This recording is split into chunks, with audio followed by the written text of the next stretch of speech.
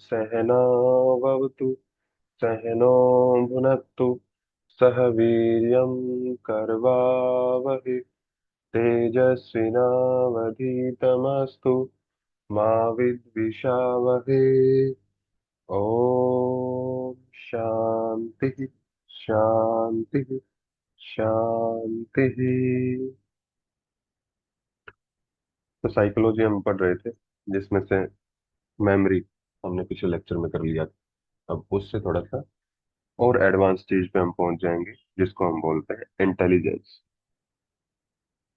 यानी कि बुद्धि। कि जो बुद्धि है आपकी कैसे बनती है, जिसको हम मेधा बोल देते हैं आयुर्वेद में।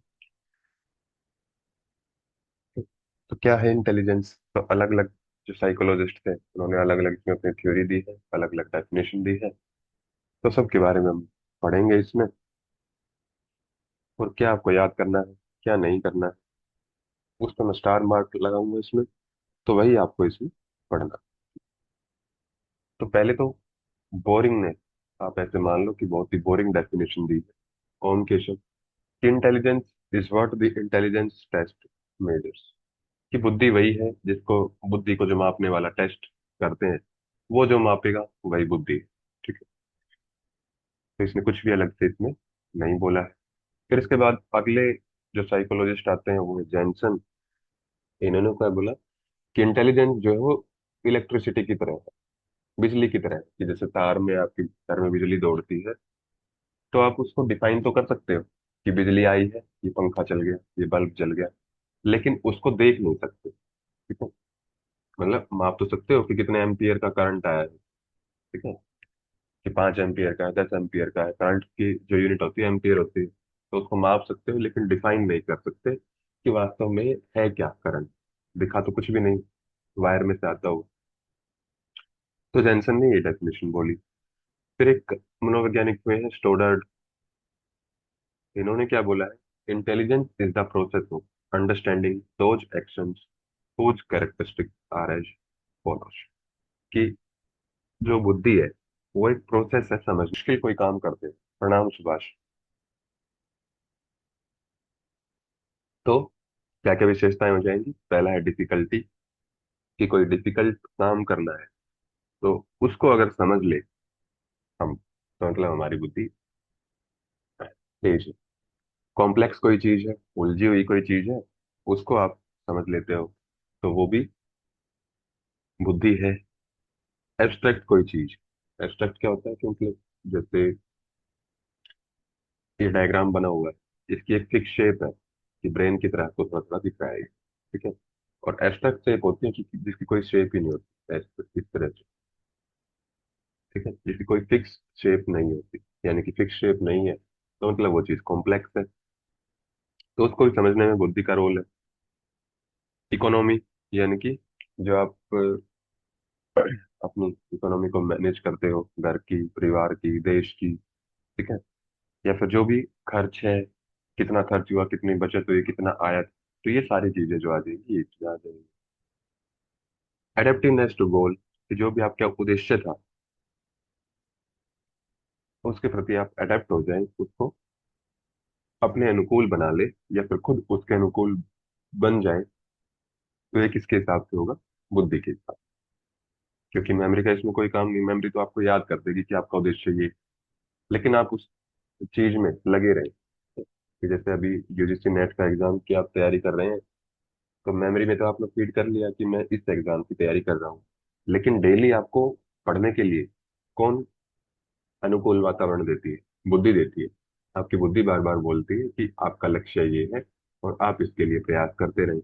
फिर है सोशल वैल्यू, यानी कि जो सामाजिक, जो मान सम्मान होगा, उसको भी समझती है बुद्धि। ठीक है। कि समाज में उठेंगे बैठेंगे तो सम्मान मिलेगा, या फिर जो भी हम समाज में निकलते हैं तो कोई कुछ बोल दे तो उसने हमारी तारीफ की है कि हमारी इंसल्ट की है, तो ये भी बुद्धि मेजर करती है। फिर इसके बाद आता है द इमरजेंस ऑफ ओरिजिनल्स। मतलब इमरजेंस मतलब इमर्ज होना, विकसित होना। ओरिजिनल्स मतलब जो वास्तविकता में जो चीज है। वास्तविकता में चीज क्या होती है? मान सकते हो कि जो भी आपके राइट्स, ठीक है, जो भी आपके अधिकार है, तो वो भी इंटेलिजेंस ही याद दिलाता है। तो ये थी इसकी कुछ कॉमन डेफिनेशंस। किसने, बोरिंग ने डेफिनेशन बोली थी कि जो इंटेलिजेंस टेस्ट मेजर करेगा तीसरे टाइप की बुद्धि, वर्णन ने उसको बोला। ठीक है। तो पहला है इसमें इंटेलिजेंस ए, जिसको बोला है इसने जीनोटाइप। जीनोटाइपिक यानी कि जो जीन से संबंधित है, आनुवांशिक जो है। इंटेलिजेंस एज जेनेटिक कैपेसिटी, कि ये जीन्स के थ्रू ट्रांसफर होती है ये, ठीक है, हम खुद से विकसित इसको नहीं करते हैं। इंटेलिजेंस बी, ये होगी फिनोटाइपिक, यानी कि intelligence as an observed behaviour. Observe क्या करोगे, बात एनवायरनमेंट में करोगे, और जो भी वहां पे एनवायरनमेंट के बीच में और आपके बीच में इंटरेक्शन होगा, या फिर जीन्स के बीच में इंटरेक्शन होगा, उसको हम इंटेलिजेंस टाइप बी बोल देंगे।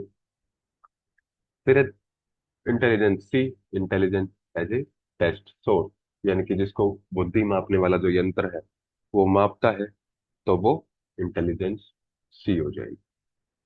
ठीक है। तो ये तीन ही टाइप्स इसने बोले। ये टाइप आपको नाम नाम याद करने, ठीक है, मस्ट है ये। हर एक जैसे हमने पर्सनैलिटी का अलग अलग किया था, सबके टाइप्स की संख्या की थी कि कितने टाइप्स इसने माने हैं, और सबका नाम ने किया था। तो जो उसके अंदर है वो आप समझ सकते हो, तभी आप इसको याद रख पाओ। फिर इसके बाद तो बुद्धि आपको इस चीज का बोध कराती है कि आप किस, कहाँ पे खड़े हैं, और उसके अनुसार आपके व्यवहार को डिसाइड करती है। फिर दूसरा होता है कि आप इसमें मान लो कि अलग अलग सिचुएशन में अब एक ही चीज को आप सीख लो और उसको अलग अलग सिचुएशन में यूज करो, तो वो हो जाएगी आपकी दूसरे टाइप की बुद्धि, जिसको हम बोलते हैं कॉन्क्रीट इंटेलिजेंस। तीसरी होगी कि कोई फिक्स शेप नहीं है। फिक्स शेप नहीं है तो मतलब क्या होगा, कि वो आपको फिक्स जो चीजें हैं उनके बारे में बोध कराएगी, कि जैसे जो फिक्स साइंस हम करके आए थे, साइन किए थे, कोड किए थे, सिंबल किए थे, तो वो सारे इसमें आ जाए। तो थॉर्नडिके ने तीन टाइप्स इसके बताए हैं। पहला आता है इसमें social intelligence, by which a person behaves effectively efficiently in society. Leadership intelligence इसको बोला है, दूसरा नाम इसका, कि लीड किसको करोगे, समाज को ही लीड करोगे, तो वही बुद्धि जो समाज में आपको व्यवहार करना सिखाती है, वही लीड भी करती है समाज को। दूसरा आता है एब्स्ट्रैक्ट। एब्स्ट्रैक्ट में आ जाएगा आपका, जिसको मूर्त बुद्धि भी बोल देते हैं, by which a person understand the science of words, या फिर मैथमेटिक्स, की जो मैथमेटिक्स में फॉर्मूला यूज होते हैं, जो भी साइन यूज होते हैं शब्दों में, तो उनको समझने के लिए जो बुद्धि काम आती है, उसको एब्स्ट्रैक्ट इंटेलिजेंस बोला है। बिकम्स ए गुड आर्टिस्ट, एक अच्छा कलाकार, जैसे कि ये आपको दिख रहा होगा। ठीक है। तो ये दूसरे नंबर की आपकी बुद्धि का है। ये पहले वाला था समाज वाला। ठीक है।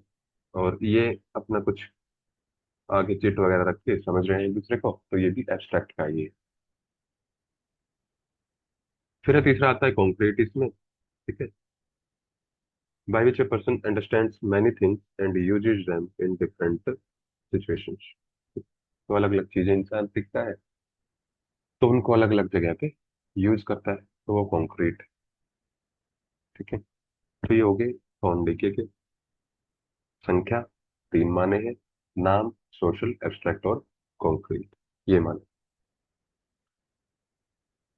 और इसी से जो है इंसान जो है कॉन्क्रीट से बिजनेसमैन भी बनता है, क्योंकि एक ही एस्पेक्ट को आप अलग अलग, जो आपके कस्टमर्स हैं, बिजनेसमैन के पास कस्टमर्स ही आएंगे, तो कस्टमर्स के ऊपर आप अलग अलग तरीके अप्लाई करते हो कि किस तरीके से ये जो हमारा प्रोडक्ट है या फिर हमारा सामान है खरीदेगा। ठीक है। तो जो आपकी बुद्धि है वो वहां पे काम आती है उसको सामान बेचने में।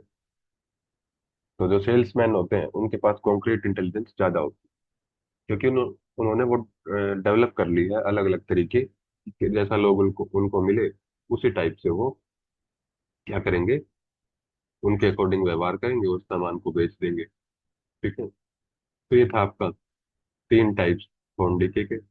अब इसके बाद आयु बताया कि दो टाइप की होती है। ठीक है। हेडिंग या मेंटल एज है, लेकिन आयु आपकी दो टाइप की होती है। एक तो जो आपकी जन्म से आधारित हो गई, कि जन्म लेते ही आप मान लिया 2 महीने का था ये बच्चा, ये 2 साल का था, ये 5 साल का, 10 साल का, 20 साल का। ठीक ठीक है, 60 80 ऐसे मान सकते हो कि तो मतलब जो आपकी डेट ऑफ बर्थ है उसके हिसाब से जो एज निकाली जाती है, तो एज वो हो गई। दूसरी होती है कि आपने कहते हुए सुना होगा लोगों को कि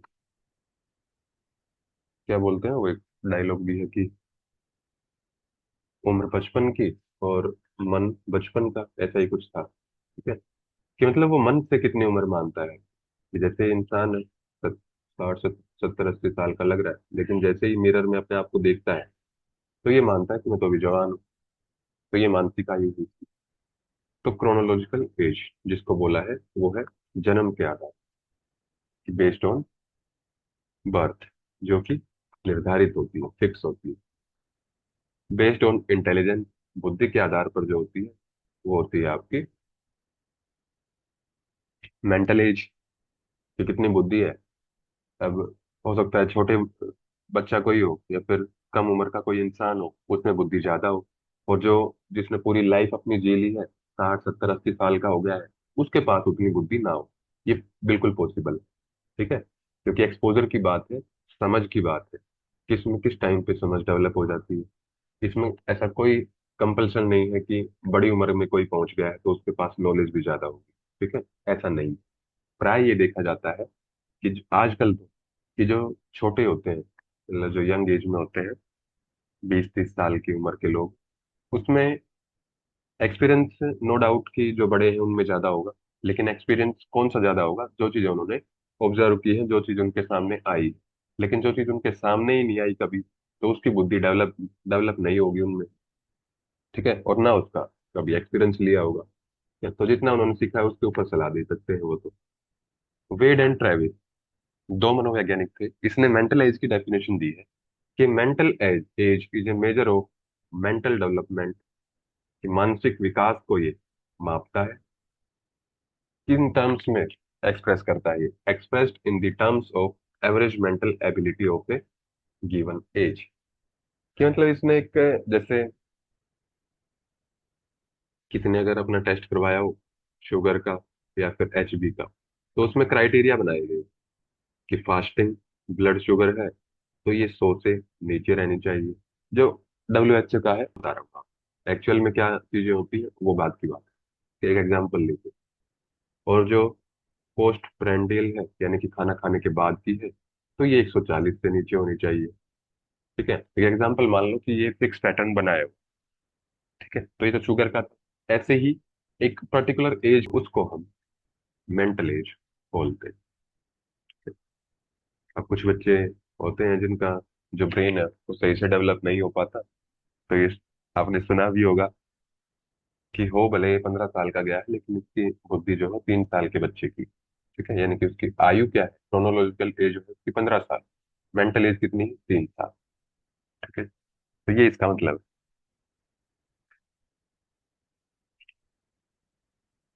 तो वो टेस्ट कौन सा है जिसके आधार पर हम मापते हैं? तो इसको बोलते हैं हम इंटेलिजेंस क्वोशिएंट, बुद्धि लब्धि। निकालते कैसे हैं इसको? कि दो टाइप की जो हम एज करके आए हैं अभी, मेंटल एज और क्रोनोलॉजिकल एज। तो आईक्यू निकालने का सिंपल सा फॉर्मूला होता है कि मेंटल एज डिवाइड में क्रोनोलॉजिकल एज मल्टीप्लाई बाय 100, तो उतना उसका आईक्यू आ जाएगा। तो MA mental as, CA chronological age. ठीक है, अब आप अपना भी निकाल सकते हैं। मेंटल एज आप कितनी मानते हैं? क्या आपकी जितनी उम्र है, मान लिया किसी की 20 साल उम्र है, तो जो मेंटल एज है वो भी 20 साल वाले की ही है, जो फिक्स की गई है। ठीक है, तो जब इसको निकालोगे कितना आ जाएगा? 100% आई क्यू। ठीक है, इसका मतलब क्या है? 100% आई क्यू देखने को मिलता है किसी का? नहीं मिलता। इसका मतलब क्या है कि जो मानसिक आयु रहती है वो हमारी एक्चुअल एज से मैच नहीं करती है, उतना कभी पहुंच ही नहीं पाते हैं। तो ये था इसका फॉर्मूला। फॉर्मूला ही आपको ध्यान रखना है। ठीक है, देखिए फॉर्मूले अब पूछने लगे, सिंपल आपको दे देंगे कि निम्न में से आई क्यू निकालने का फॉर्मूला कौन सा है। एक में MA ऊपर होगा, CA नीचे होगा, मल्टीप्लाई बाई 100 होगा। एक में CA ऊपर होगा, एम में नीचे होगा, मल्टीप्लाई बाय 100 होगा। एक में यही यही सेम मिलेगा, लेकिन यहाँ एक जीरो बढ़ा देंगे, 1000 लिख देंगे। ठीक है, फिर इसका रिवर्स करके 1000 लिख देंगे। तो ये आपको पहचानना आना चाहिए। अब है अगला टॉपिक आता है इसमें, थ्योरी ऑफ मल्टीपल इंटेलिजेंस। आपका क्वेश्चन क्या आता है इसमें से मैक्सिमम, अभी तक जो पैटर्न देखा है, आपसे मनोवैज्ञानिक का नाम देंगे, या फिर आपको थ्योरी का नाम देंगे और पूछेंगे ये किसने दी है थ्योरी, और थ्योरी पूछेंगे कि इसने कौन सी थ्योरी दी है। The theory of multiple intelligence, यानी कि बुद्धि के जो एस्पेक्ट हैं वो बहुत सारे हैं। तो ये थ्योरी दी है गार्डनर, हॉवर्ड गार्डनर। ये नाम याद करना मस्ट है सभी में। ठीक है, इसलिए नाम को मार्क भी नहीं कर रहा क्योंकि सबका याद करना जरूरी है आपको। तो इसने क्या, 7 टाइप की जो इंटेलिजेंस है वो बताई है। कौन सी, पहला है लिंग्विस्टिक। लिंग्विस्टिक में क्या हो जाएगा कि जो भी आप लैंग्वेज से संबंधित जो बुद्धि आती है आपकी, वो इसमें आ जाती है। लॉजिकल मैथमेटिकल इंटेलिजेंस, कि जो भी आप तर्क करते हैं, ठीक है, तर्क लगाते हैं, तार्किक बुद्धि जो डेवलप होती है आपकी, मैथमेटिकल ऑपरेशंस कर पाते हैं, 2+2 कर पाते हैं, तो वो इसमें आ जाएगा आपका। फिर तीसरा है स्पेटियल। स्पेटियल कौन सी होगी कि जो एक स्पेशल स्थान की बुद्धि आपकी बनती है। ठीक है, कि जैसे देखा होगा कि जब आप कहीं घूमने जाते हैं, बचपन में कभी गए हो और दोबारा बड़े होने के बाद उसी जगह पे जाओ, तो आपको ऐसा लगता है कि यहाँ तो मैं पहले आ चुका हूँ। ठीक है, या फिर उससे मिलती जुलती कोई जगह देखी हो पहले, और बाद में वैसे ही कुछ और दिख जाए, तब भी आपको लगता है कि मैं पहले आ चुका हूँ। तो आपकी बुद्धि बोध करवाती है उस चीज का कि आपकी ये चीज फैमिलियर। Spatial intelligence. फिर है बॉडीली काइनेस्थेटिक इंटेलिजेंस, यानी कि इसमें क्या आ जाएगा आपका कि जो भी आपकी बॉडी की मूवमेंट होती है, काइनेटिक्स हम पढ़ के आए हैं, बॉडी की पोस्चर्स, फेस के एक्सप्रेशन, ठीक है, हैंड के साइंस, तो ये सारी काइनेटिक्स में पढ़ के आए हैं। यानी कि बॉडी की जो आप मूवमेंट कर पाते हो, हिल पाते हो, चल पाते हो, हाथ को हिला पाते हो, ये सारी की सारी इस बुद्धि के अंदर आती है। फिर है म्यूजिकल इंटेलिजेंस, जो आप म्यूजिक को पहचान पाते हो, म्यूजिक की समझ आती है। पर्सनल सेल्फ इंटेलिजेंस, अगर पर्सनल लेवल पे देखें तो हमारी कितनी इंटेलिजेंस, मतलब खुद के साथ बातचीत करने का या फिर खुद का बोध हमें कितना है, तो वो सेल्फ इंटेलिजेंस हमें करवाती है हमारे बारे में। और दूसरों के बारे में जो करवाती है उसको बोलेंगे पर्सनल अदर इंटेलिजेंस। ठीक है, नाम याद हो जाए तो अच्छी बात है, ना हो तो होवर्ड गार्डनर ने थ्योरी ऑफ मल्टीपल इंटेलिजेंस दी थी और 7 टाइप्स उसके बताए थे। ठीक है, नाम याद हो जाए तो अच्छी बात है, ना हो तो भी कोई बात नहीं। ठीक है, तो ये होगी आपकी थ्योरी। इसके बाद आती है ट्राई आर्किक, यानी कि 3, जिसमें पायदान होंगे, इसके 3 पैर होंगे। ये किसने दी है, रॉबर्ट स्टर्नबर्ग। इंपॉर्टेंट है, याद रखना। जो अभी तक इसका क्वेश्चन आया है वो एक कॉलम में आपको दे दिए थे इनके मनोवैज्ञानिक के नाम, दूसरे में दिए थे थ्योरीज के नाम, उनको मैच करना था। ये क्वेश्चन आपका अभी तक बन चुका है इसका। ठीक है, इसने क्या बोला है कि 3 इसने एस्पेक्ट बताए हैं इंटेलिजेंस, लेकिन जो कॉम्पोनेंशियल इंटेलिजेंस होती है ये उसको कॉम्पोनेंट्स में देखती है, कॉम्पोनेंट्स में उसको एनालाइज करती है। ठीक है, कि जैसे, हाँ, ये थोड़ा सा समझ सकते हो कि लड़कियों में ज्यादा होती है कॉम्पोनेंशियल इंटेलिजेंस। ठीक है, बस समझने के लिए मैं बता रहा हूँ। आप कहीं ग्रुप में ही लड़ाई शुरू कर दो कि मेरे में कॉम्पोनेंशियल इंटेलिजेंस ज्यादा है, तुम में तो कम। ठीक है, तो इसमें क्या कि आप देखिए सुना होगा आपने कि लड़कियां मतलब ऐसे बता देती हैं कि उसने जो मेकअप है वो ठीक नहीं कर रखा था। ठीक है, उसकी ज्वेलरी अच्छी नहीं थी, या फिर उसके बाल अच्छे नहीं थे, उसकी ड्रेस अच्छी नहीं थी, उसके जूते अच्छे नहीं थे। ये अलग अलग कंपोनेंट्स की हम किसी की बात कर रहे हैं। ठीक है, यानी कि इसमें क्या होगा, डिटेल में एनालिसिस, तो ability to analyse information and उस प्रॉब्लम को सोल्व करना। ठीक है, एक्सपेरेंशियल एक्सपीरियंशियल, मतलब जो आपकी एक्सपीरियंस से आती है कि बार बार वो चीजें करते जाओ आप, और उसके बाद वो इंटेलिजेंस डेवलप हो जाएगी। तीसरा है कॉन्टेक्चुअल, कि जिसमें आप अलग अलग कॉन्टेक्स्ट को, अलग अलग सिचुएशंस को समझते हो और उन अपने शरीर को उनके अनुकूल बना लेते हो। Ability to understand and adapt to different situation. तो ये 3 एस्पेक्ट बताए हैं रॉबर्ट स्टर्नबर्ग। ट्राई की थ्योरी। फिर इसके बाद आता है bio ecological theory of intelligence. और इसका कहीं कहीं पे आपको नाम मिल जाएगा बायोलॉजिकल थ्योरी ऑफ, इको हटा देंगे। ठीक है, ये किसने दी है? स्टीफन जे शेकी ने। इसने क्या बोला है कि theory postulating that intelligence develops as an interaction between biological disposition and the environment। कि जो भी बायोलॉजिकल पहलू, जैव और भौतिक जो पहलू होते हैं किसी के भी, उसका और वातावरण में जो इंटरेक्शन होता है, बातचीत होती है, उसके बाद जो बुद्धि डेवलप होती है, वो ये थ्योरी बताती है। ठीक है, और कुछ भी नहीं है इसमें, यही है।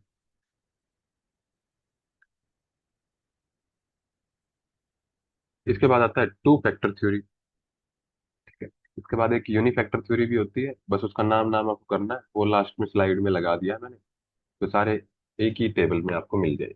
तो टू फैक्टर थ्योरी, तो दो फैक्टर बोले हैं स्पीयरमैन ने।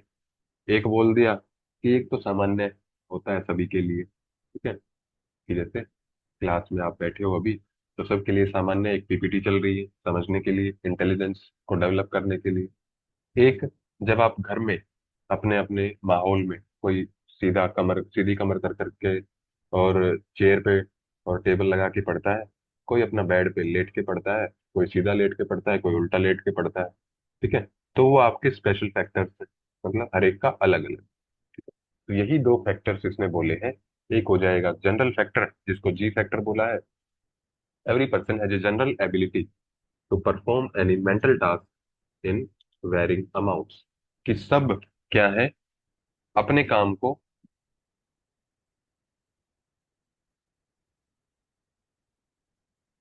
जो अलग अलग मात्रा में कर पाते हैं। कि कोई, हम मान लिया यही चैप्टर है, कि कोई होगा जो एक बार में पूरा चैप्टर पढ़ लेगा, पूरी पीडीएफ को पढ़ लेगा।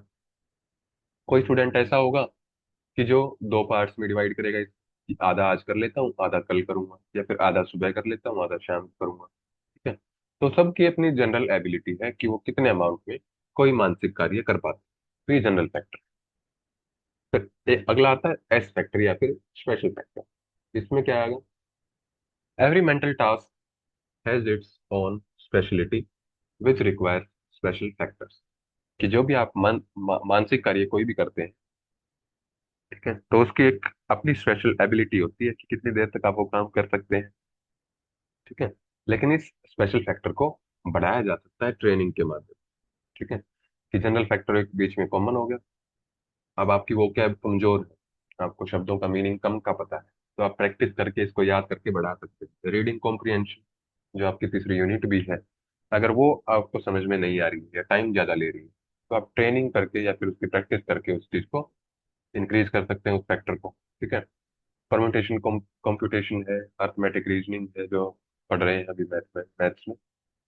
तो ये सारे स्पेशल फैक्टर्स में चीजें आती हैं, और ये डेवलप धीरे धीरे हो जाती है जब हम इसकी प्रैक्टिस करते हैं। फिर एक तीसरा आता है इसमें ए फैक्टर। ए फैक्टर में आपका आ जाता है टोटल एबिलिटी और इंटेलिजेंस। टोटल क्या, कि एक तो जनरल फैक्टर था आपका, लेकिन एक्स फैक्टर बहुत सारे हैं। ठीक है, तो उन सबको अगर जोड़ दें तो आपकी ए इंटेलिजेंस निकल आती है। Total intelligence means looking at the general factor and special factor together. For example, A is equal to G plus में S1 प्लस S2 प्लस में S3 एंड सो ऑन। जो जितने उसके स्पेशल फैक्टर्स होंगे, सबकी उसकी बुद्धि को जोड़ दें और जनरल फैक्टर को जोड़ दें, तो टोटल एबिलिटी उसकी निकल आएगी। तो ये थी आपकी टू फैक्टर थ्योरी। इसके बाद आता है मल्टीपल फैक्टर थ्योरी।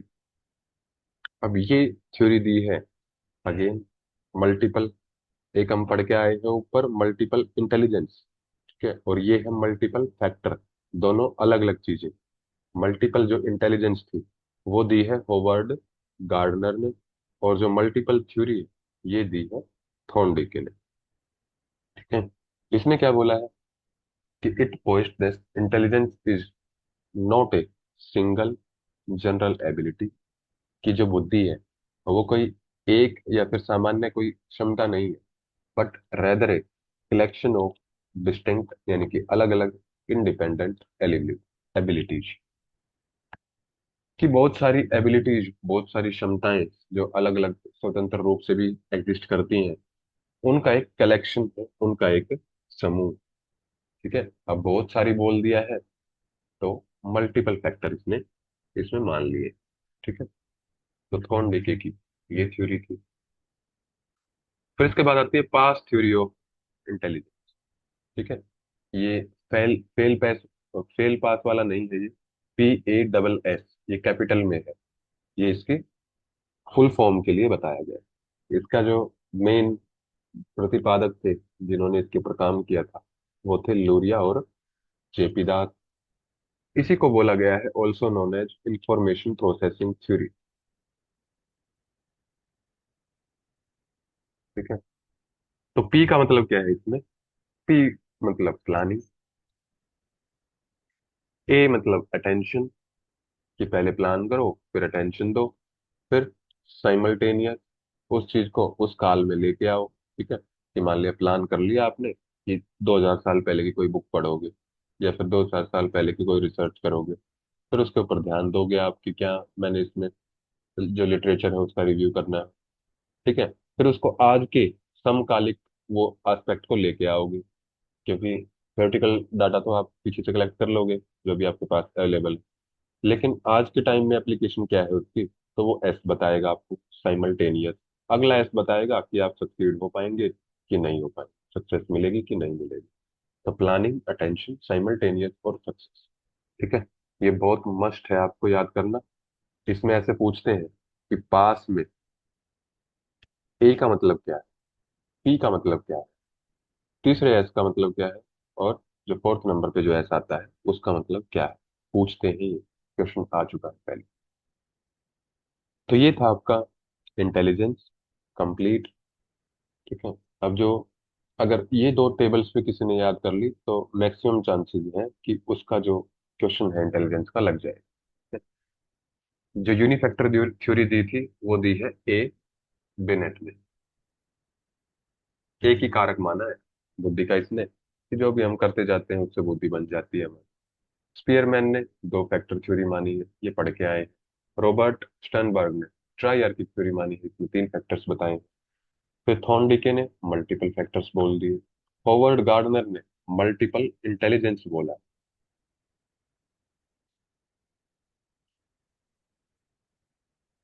ठीक है, थर्स्टोन है एक, इसने 7 फैक्टर्स बोले हैं। क्या क्या है आपको जरूरी नहीं है, नाम नाम इसमें करना है। ठीक है, स्टीफन शिकी ने क्या बोला है, बायोलॉजिकल थ्योरी या फिर बायो इकोलॉजिकल थ्योरी। तो ये 7 नाम यहाँ पे हो गए आपके, और 4 ये। तो 11 नाम अगर आपने याद कर लिए तो इंटेलिजेंस का क्वेश्चन लग जाएगा। थोड़ा थोड़ा इसके बारे में देख लेना नोट्स में। एंडरसन ने क्या बोला है, theory of intelligence and cognitive development. ये थ्योरी दी है इसने, जहाँ पे कॉग्निशन को इंक्लूड कर दिया, एंडरसन ने किया है।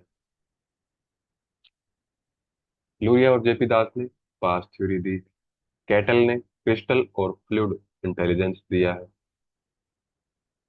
इसका सिद्धांत दिया है। गिलफर्ड ने स्ट्रक्चर ऑफ इंटेलेक्ट मॉडल, इसने मॉडल दिया है, इंटेलेक्ट मॉडल।